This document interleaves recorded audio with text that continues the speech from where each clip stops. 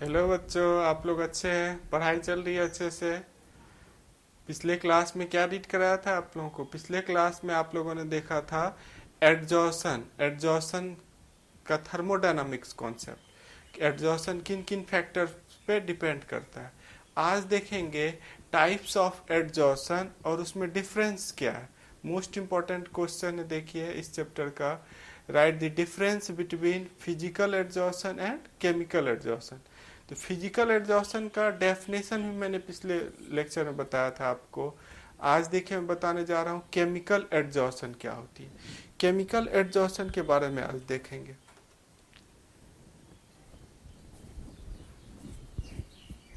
Physical exhaustion, physical exhaustion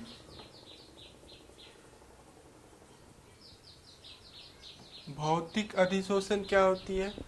जब किसी ठोस के सतह पर गैस का संचयन दुर्बल वंडर वाल बल के कारण होता है। वहाँ पर जो फोर्स लग रहा है, वीक वंडर वाल फोर्स लग रहा है, उसे हम लोग क्या कहेंगे? भौतिक अधिशोषण। उसे क्या कहेंगे? भौतिक अधिशोषण। और दूसरा होता है आपका केमिकल, केमिकल एडजॉर्शन।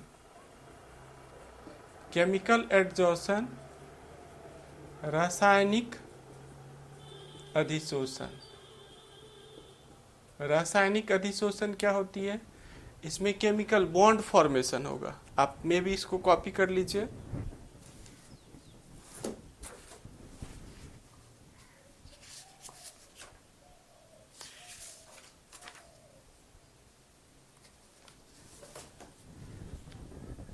रासायनिक अधिशोषण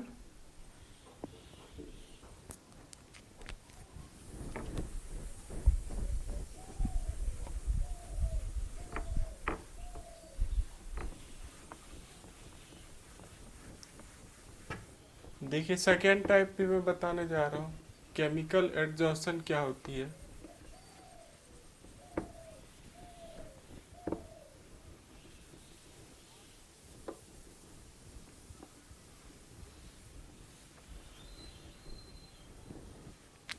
सेकेंड टाइप है आपका केमिकल एडजॉर्शन रासायनिक अधिशोषण। रासायनिक अधिशोषण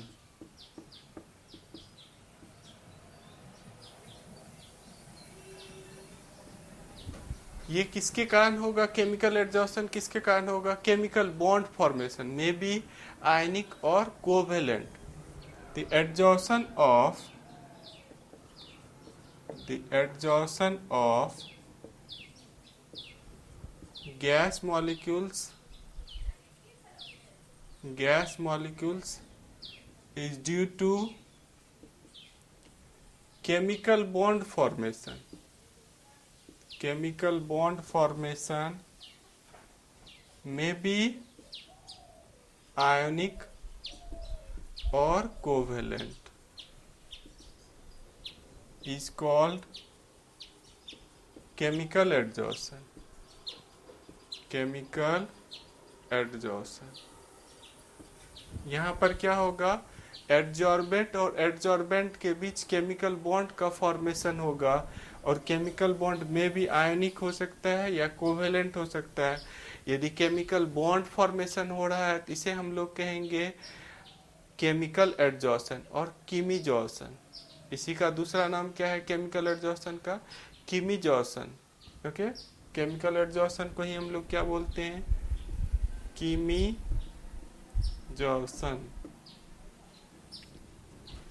आज के क्लास में देखिए दोनों में हम लोग डिफरेंस देखेंगे। बोर्ड एग्जाम में दोनों में डिफरेंस पूछता है कि केमिकल एडजॉर्शन और फिजिकल एडजॉर्शन में क्या डिफरेंस है। ओके,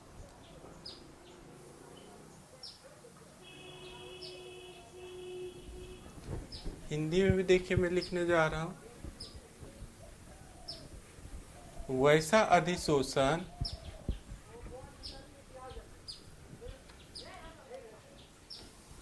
वैसा अधिशोषण जो रासायनिक बंधन के कारण रासायनिक बंधन के कारण होता है उसे रासायनिक अधिशोषण कहते हैं। अधिशोषण कहते हैं उसे क्या कहते हैं? रासायनिक अधिशोषण। यदि केमिकल बॉन्ड फॉर्मेशन हो रहा है कहेंगे केमिकल एडजॉर्शन हो रहा है। ओके, तो बारी बारी से दोनों में देखिए डिफरेंस मैं बताने जा रहा हूँ। पहले तो जब भी डिफरेंस लिखा जाता है तो पहले डेफिनेशन लिखा जाता है। आप डेफिनेशन श्योर लिखिए, फिर आगे कोई पॉइंट आगे पीछे हम कर सकते हैं। बहुत सारे बच्चे गलत करते हैं कि डेफिनेशन छोड़ देता है, बाकी के सारे पॉइंट्स लिख देता है।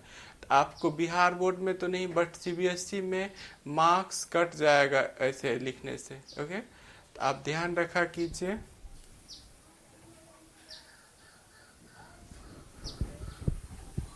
देखिए दोनों में डिफरेंस मैं क्या बताने जा रहा हूँ। डिफरेंस बिटवीन, क्वेश्चन इस तरह से रहेगा, write the difference between physical adsorption, important question है आपका, physical adsorption and chemical adsorption. Chemical adsorption, भौतिक अधिशोषण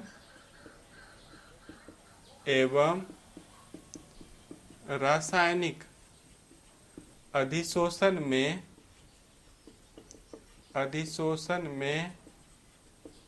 अंतर लिखें। ओके, यही क्वेश्चन देखिए मैं एक्सप्लेन करने जा रहा हूँ। कई बार बोर्ड एग्जाम में आपको पूछ रखा है, तो मैं इसको पार्टीशन कर देता हूँ। एक साइड देखिए भौतिक अधिशोषण, दूसरे साइड पार्टीशन करके मैं लिखने जा रहा हूँ। Physical adsorption, chemical adsorption. Hindi में लिख रखा हूं, भौतिक अधिशोषण है ये, रासायनिक अधिशोषण। फर्स्ट डेफिनेशन हम लोग लिखेंगे, it is due to van der Waals force. ये किसके कारण होता है? It is due to van der Waals force. It is due to chemical bond formation. Chemical bond formation. यह अधिशोषण वंडरवॉल बल के कारण होता है। यह अधिशोषण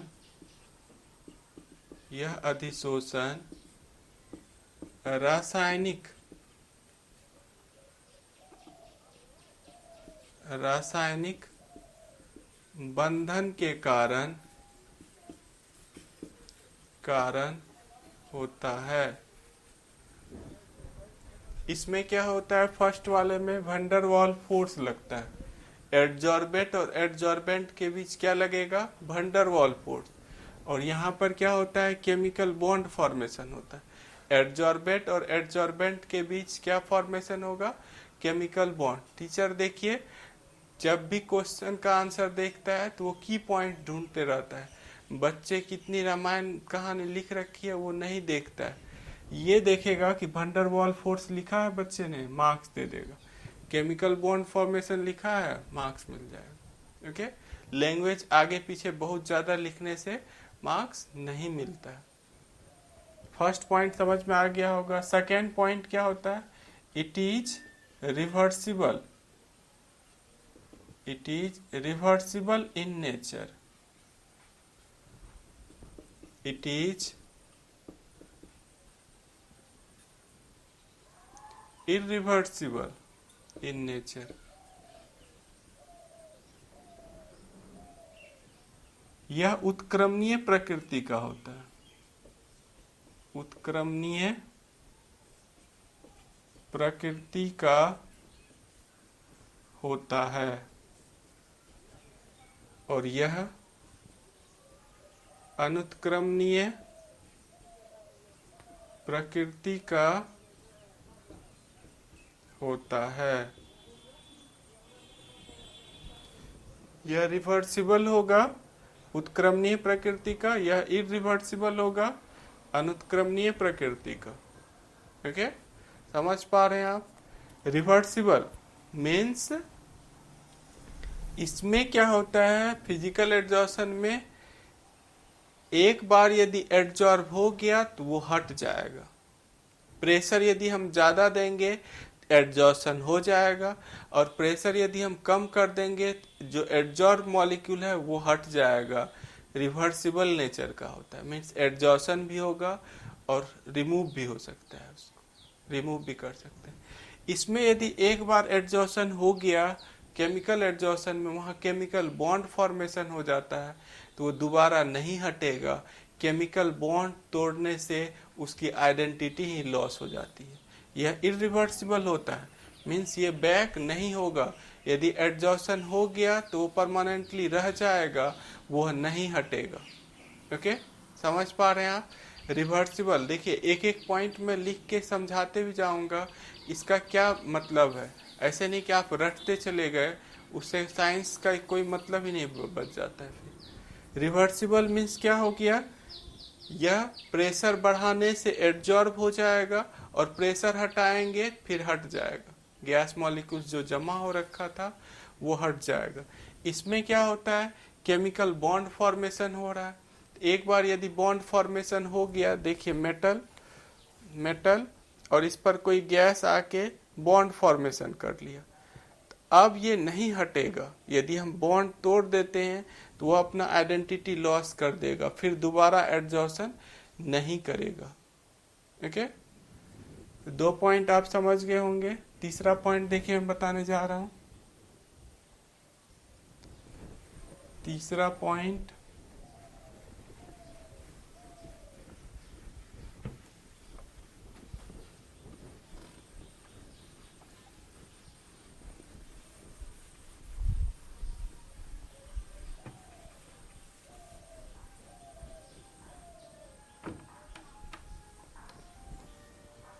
तीसरा पॉइंट लिखिएगा आप, it is not specific in nature.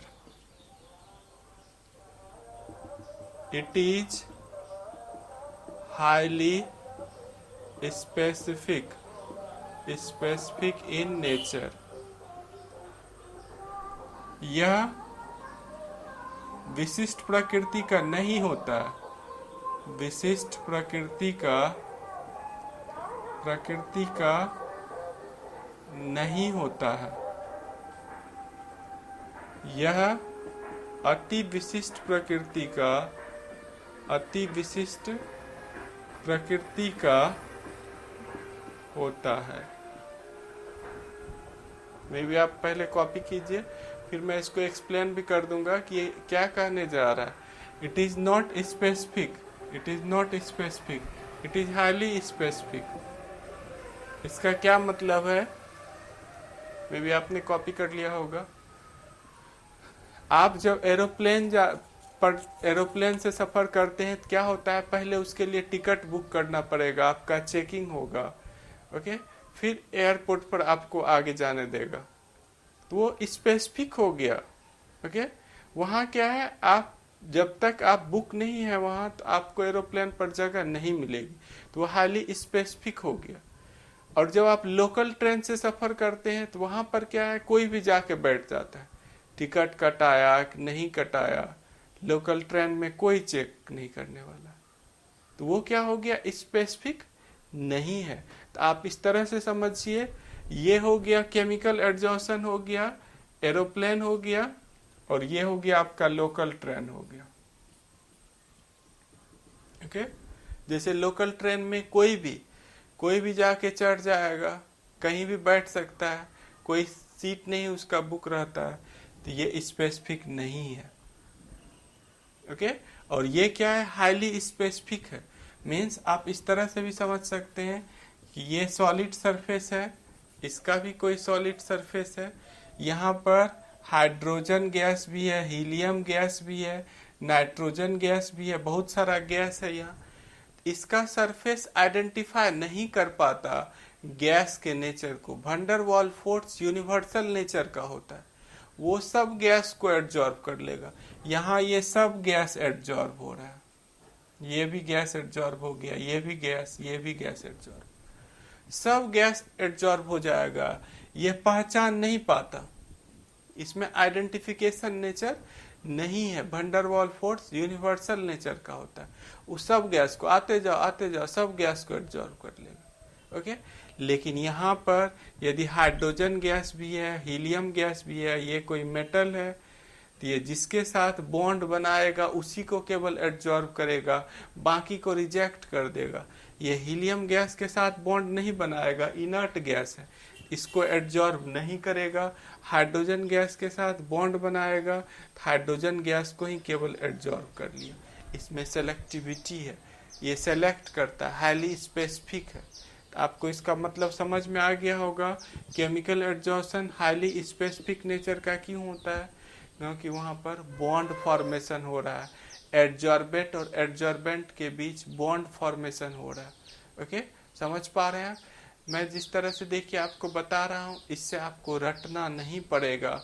बच्चे क्या करते हैं, लिख के उसको रटते रहते हैं, एग्जाम में जाके छाप के आ जाते हैं, बाद में उसका कोई इम्पोर्टेंस उसके लिए नहीं रहता। ओके अच्छे नंबर से पास भी कर जाते हैं, लेकिन साइंस छोड़कर फिर दूसरे फील्ड में उसको जानी पड़ती है। तो ऐसे साइंस पढ़ने से कोई फ़ायदा नहीं। ओके आप समझा कीजिए, साइंस का मतलब है समझना, उसको एप्लीकेशन करना। मे भी आपको थर्ड पॉइंट समझ में आ गया होगा कि हाईली स्पेसिफिक मतलब क्या होता है, ओके और नॉट स्पेसिफिक मीन्स क्या होता है। फोर्थ पॉइंट देखिए मैं बताने जा रहा हूँ। फोर्थ पॉइंट है, ये लो टेम्परेचर को फेवर करता है। Fourth point, it favour low temperature. on increasing temperature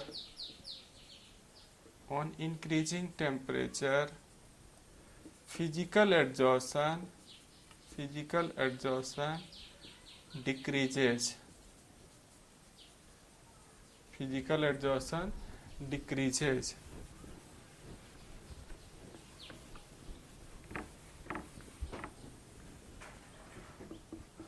It favor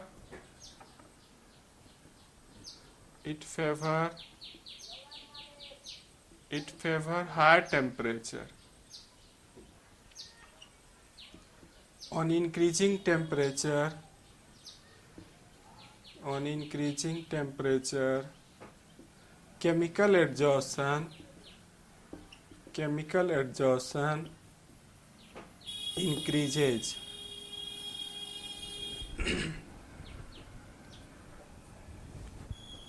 यह निम्न ताप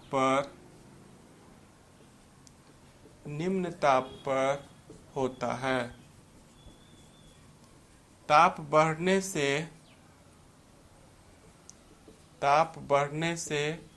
घटता है। यह उच्च ताप पर होता है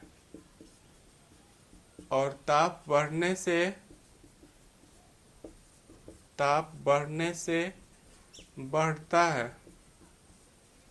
अब इसका भी रीजन है, आप कॉपी कर लीजिए, इसको मैं एक्सप्लेन कर देता हूँ ऐसा क्यों हो रहा है। इसके पीछे भी रीजन है, जहाँ भी साइंस में कुछ पॉइंट आता है उसका एक्सप्लेनेशन होता है।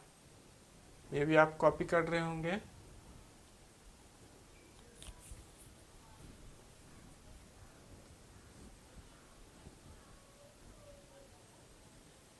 क्या लिखा है देखिए, इट फेवर लो टेम्परेचर, ये लो टेम्परेचर पर फेवर होता है।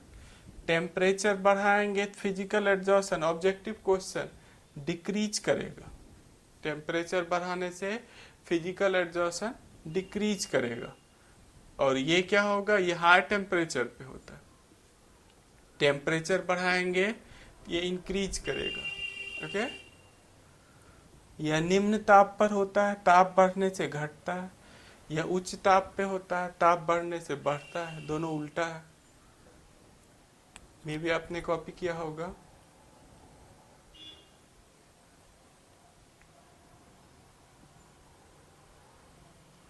इसका देखिए क्या एक्सप्लेनेशन है, ऐसा क्यों हो रहा है। फोर्थ पॉइंट देखिए, मैं बताने जा रहा हूं। Fourth point, physical exhaustion weak van der Waals force के कारण हो रहा है। उसको एक्टिवेशन एनर्जी की जरूरत नहीं होती है, इसको एक्टिवेशन एनर्जी की जरूरत नहीं है फिजिकल एग्जॉशन के लिए। लेकिन केमिकल एग्जॉशन बॉन्ड फॉर्मेशन हो रहा है, वहाँ स्ट्रॉन्ग इंटरमोलिकुलर फोर्स लग रहा है, तो वहाँ पर उसको एक्टिवेशन एनर्जी की जरूरत होती है, हाई एक्टिवेशन एनर्जी की जरूरत होती है। इसीलिए हाई टेम्परेचर को फेवर करता है। जहाँ पर इसको एक्टिवेशन एनर्जी की जरूरत, आप केमिकल काइनेटिक्स, इससे पहले मैंने केमिकल काइनेटिक्स पढ़ाया है, वहाँ पर एक्टिवेशन एनर्जी बता रखा हूँ। देखिए ये इस तरह से, तो रिएक्टेंट मॉलिक्यूल्स को यहाँ से यहाँ आने के लिए हाई एक्टिवेशन एनर्जी की जरूरत पड़ रही है। और जब एक्टिवेशन एनर्जी ज़्यादा चाहिए तो वो हाई टेम्परेचर पे वर्क करेगा। उसमें कॉलिजन ज़्यादा करने के लिए, आपस में ज़्यादा टकराने के लिए टेम्परेचर ज़्यादा रखना पड़ेगा। ओके, समझ गए होंगे मे भी आप। नेक्स्ट देखिए, फिफ्थ पॉइंट में बताने जा रहा हूँ।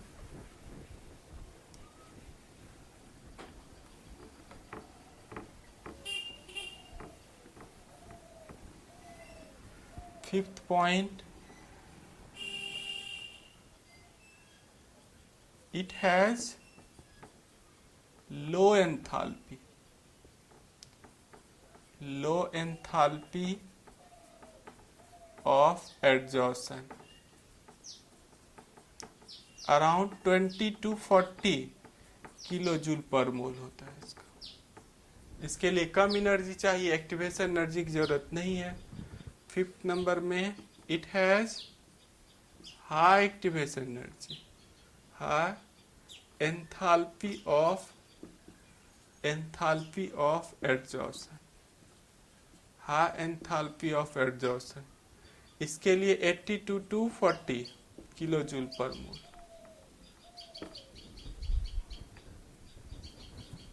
इसका अधिशोषण की एंथैल्पी, इसका अधिशोषण की एंथैल्पी कम होती है। इसके अधिशोषण की एंथैल्पी,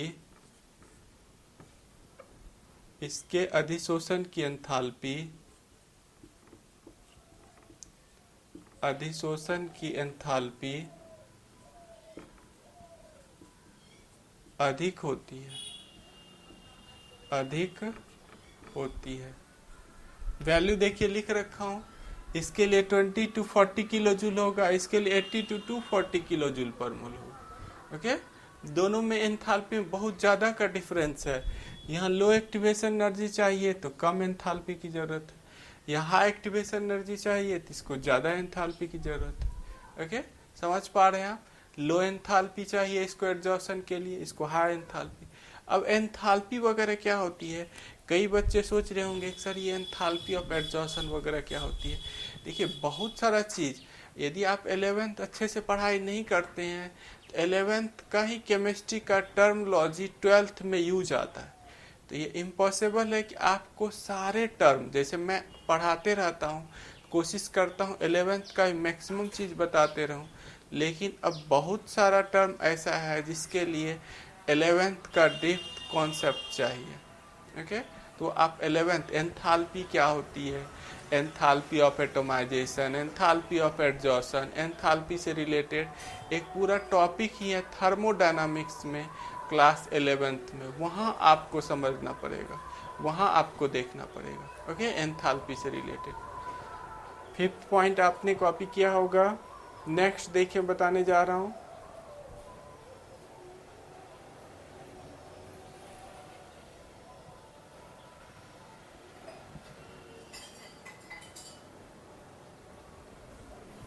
नेक्स्ट 6th पॉइंट क्या है, देखिए यहाँ पर।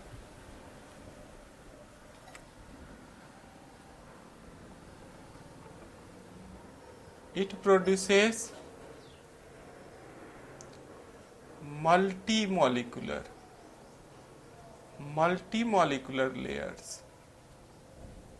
It produces multimolecular layers on increasing pressure.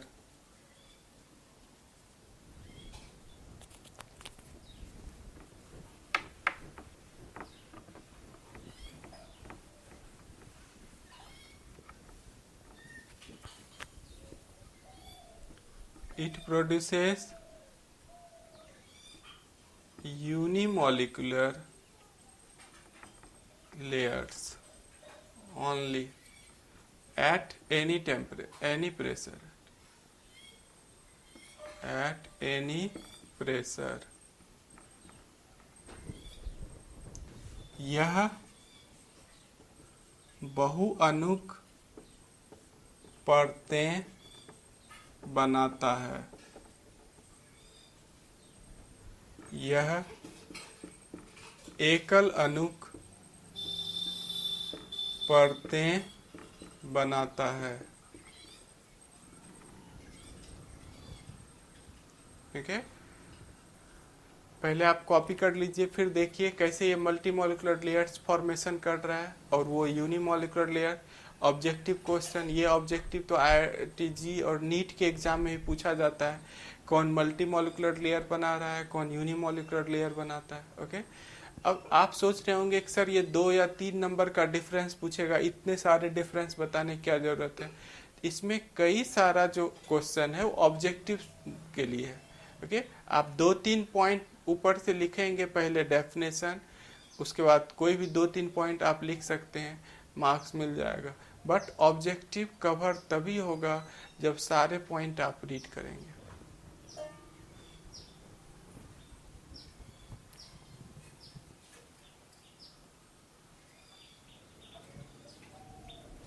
Unimolecular और मल्टीमोलिकुलर लेयर मीन्स क्या हुआ, यहाँ आप समझ सकते हैं। इसमें वंडर वॉल फोर्स लग रहा है फिजिकल एडजॉर्शन में। यहाँ देखिए गैस मॉलिक्यूल्स है, फिजिकल एडजॉर्शन में कौन सा फोर्स लगता है, वंडर वॉल फोर्स। तो ये लेयर बाय लेयर बन जाता है, कई सारा लेयर बना लेता है। एक लेयर एडजॉर्ब हुआ, उसके ऊपर दूसरा, तीसरा, ऐसे करके मल्टीमोलिकुलर लेयर ये बना लेगा। ओके, बट केमिकल में क्या होता है, यहाँ पर मेटल है कोई या सॉलिड है, यहाँ बॉन्ड फॉर्मेशन होता है। जैसे H2 गैस को एब्जॉर्ब कर रहा है, इसके बीच बॉन्ड फॉर्मेशन होगा, यहाँ बॉन्ड फॉर्मेशन करके होता है। एक बार यदि इसका वैलेंसी ब्लॉक हो गया तो ये दूसरे से फिर बॉन्ड फॉर्मेशन नहीं करेगा। इसीलिए एक बार वैलेंसी इसका ब्लॉक हो गया हाइड्रोजन का, मेटल का, इसीलिए एक ही लेयर ये बनाएगा, ये यूनिमोलिकुलर लेयर बनाएगा, यूनिमोलिकुलर लेयर बनाए। और ये मल्टी बना रहा है, कई सारे लेयर देखिए इसमें बन रहा है, मल्टीमोलिकुलर लेयर बना रहा है। ओके, समझ पा रहे हैं, डाउट नहीं है आपको। नेक्स्ट देखिए, 7th पॉइंट में बताने जा रहा हूं।